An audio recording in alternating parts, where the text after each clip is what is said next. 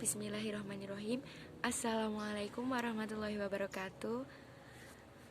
Halo semuanya, perkenalkan nama saya Zunita Aulia Hairunisa, NIM 1908066055.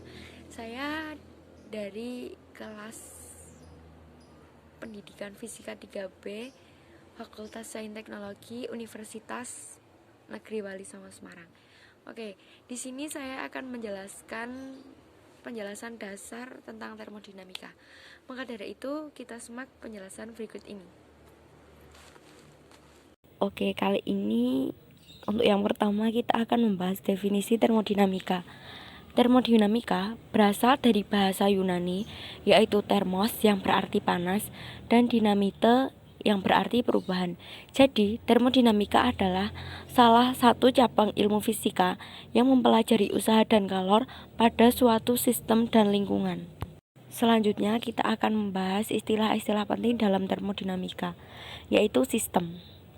Sistem adalah bagian yang kita amati atau bagian yang menjadi titik fokus suatu partikel. Yang kedua yaitu lingkungan. Lingkungan yaitu semua bagian yang berada di luar sistem. Yang ketiga yaitu usaha.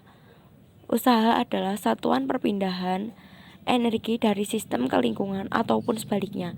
Yang keempat yaitu kalor. Kalor adalah energi panas yang dimiliki suatu zat. Yang kelima yaitu sistem terbuka, yaitu suatu sistem di mana dapat terjadi perpindahan materi dan energi dengan lingkungannya. Contohnya, kopi panas dalam gelas terbuka akan melepaskan panas dan uap air ke dalam lingkungannya.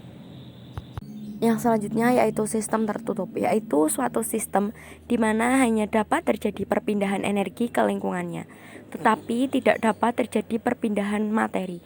Contohnya, kopi panas dalam gelas tertutup dapat melepaskan panas atau kalor ke lingkungannya, tetapi tidak ada uap air yang hilang. Yang terakhir yaitu sistem terisolasi, yaitu suatu sistem di mana tidak dapat terjadi perpindahan materi maupun energi ke lingkungannya. Contohnya kopi panas dalam suatu termos. Selanjutnya kita akan membahas usaha pada proses termodinamika. Usaha yang terdapat pada gas yang mengalami proses-proses termodinamika tersebut akan diuraikan sebagai berikut. Usaha pada proses isotermal. 1. Pada proses isotermal, sistem tidak mengalami perubahan suhu atau T sama dengan konstan.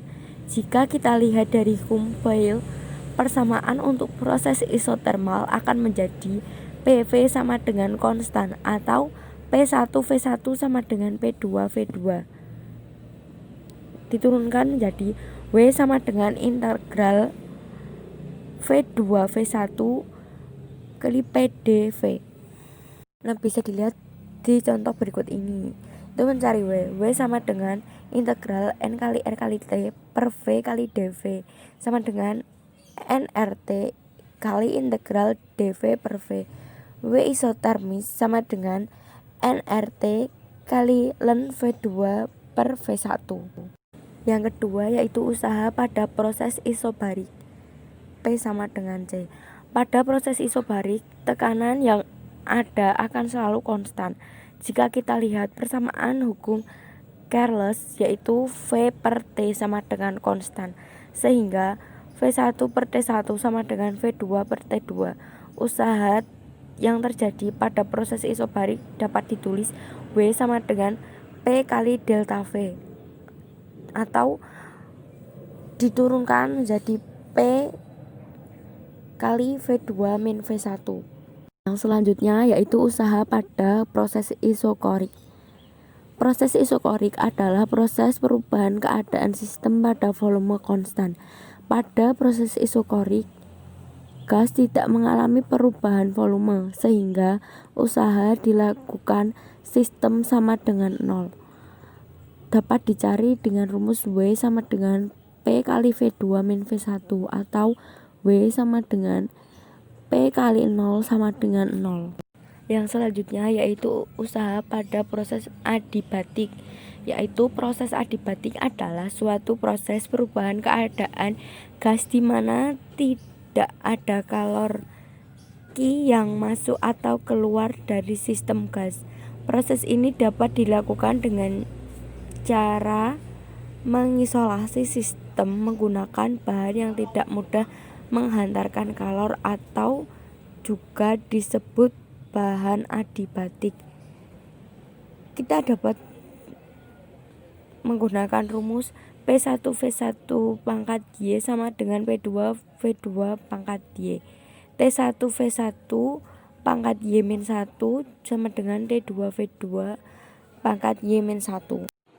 Oke, terima kasih semuanya telah menyimak materi yang saya jelaskan tadi. Semoga kalian bisa memahami, dan apabila ada kekurangan atau kesalahan bisa sharing di kolom komentar karena saya juga lagi belajar. Terima kasih atas perhatiannya. Wassalamualaikum warahmatullahi wabarakatuh.